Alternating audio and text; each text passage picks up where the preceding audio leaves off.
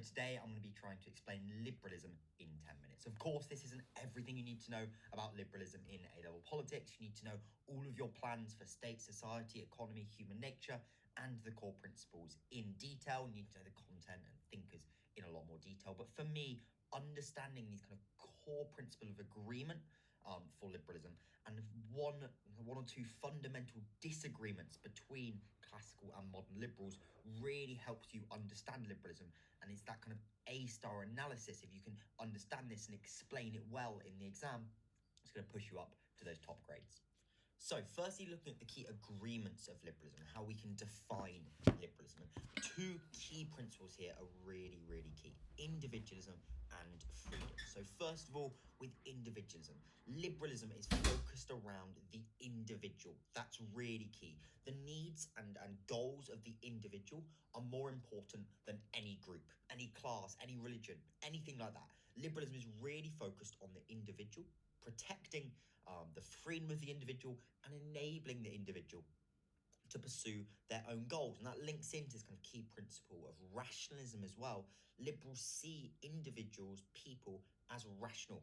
They're rational humans are rational individuals capable of reason. That's a very positive view of human nature. They believe that effectively individuals are reasonable, can kind of work out what the best way is, and should effectively be left alone or enabled to pursue that kind of individualism and that rationality. So that's rationalism and individualism.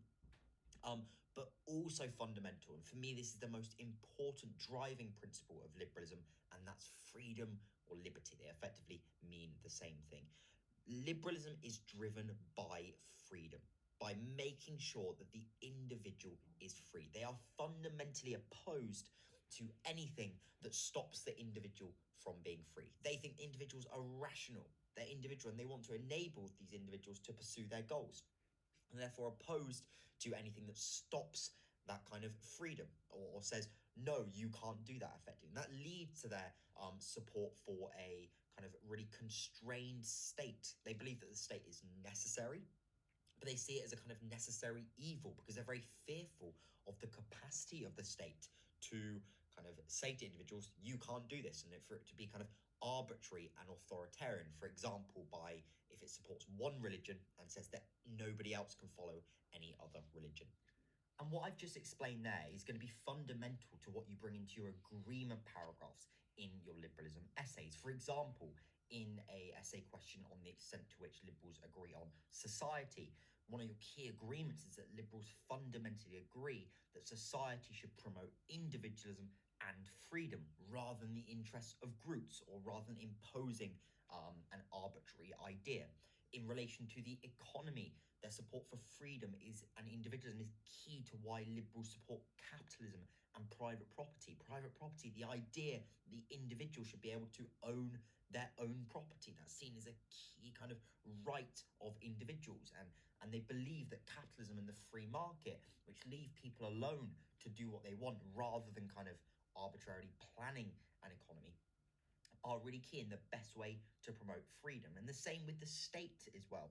The reason that the kind of key agreement among liberals, classical and modern liberals, on the state is they support a limited state based on the consent of the governed, and that's due to their agreement and support for individualism and liberty. They're both strands are motivated by protecting the freedom of the individual, and they believe that they see the state as a potential threat to that, and therefore believe that the state should be limited to only doing what's necessary effectively, and only doing things that promote freedom and individualism. And that includes supporting a state that is based on democratic consent, because then it's going to support the interests of individuals rather than being authoritarian and serving the interests of a leader or a group that haven't been elected by the population.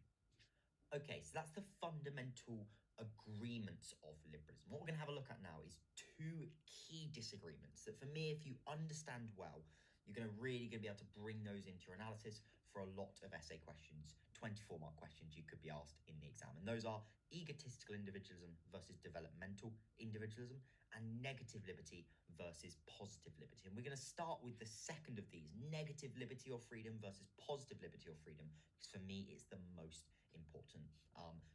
negative freedom or negative liberty is supported by classical liberals. And this sees freedom as the absence of restraint, effectively. They believe that you are free as an individual if nothing is stopping you from doing something. So if a state or another individual isn't physically stopping you from going and do something, then you are free. So it's quite a simplistic understanding of freedom, but it's a key thing understood by classical liberals. They believe that the key goal of society and the state should be to enable people to be free. And that freedom for them is the absence of restraint. So they're really focused on having a very small state that doesn't interfere in people's lives, that doesn't interfere in the economy. In terms of the economy, they support a very laissez-faire, free market style of economics with very limited state intervention. The state should only be, as Locke argues, a night watchman that kind of steps in to resolve some disputes, but does very little apart from that. So you can see is that kind of view of freedom that classical liberals have is fundamental to their views around society, the state, and the economy. Okay, and this is then the key difference of modern liberalism. The key disagreements between classical and modern liberals stem from their different understandings of freedom or liberty, and that's what you really want to explain in your in a lot of your disagreement paragraphs, for example, on the state, the economy, and society. So modern liberals believe in positive freedom. So they don't believe that freedom is just the absence of restraint, particularly in the 20th century. Thinkers like Betty Friedan and John Rawls are arguing that actually, if you just leave everyone alone, yes, some people are free to pursue the goals they want and pursue their individual interests, but particularly those who are poor or who are disadvantaged actually often aren't free. They don't have the resources or the capability necessary to pursue their goals or to pursue their freedom. And this is this idea of positive freedom that modern liberals believe in. They argue that freedom isn't simply the absence of restraint. Instead, freedom is having they of course believe in the absence of restraint as well. They don't believe people should stop you doing something, but they also believe that individuals need the resources and capability in order to be free and pursue their goals. And that leads to a lot of their differing views from classical liberals on the state and the economy.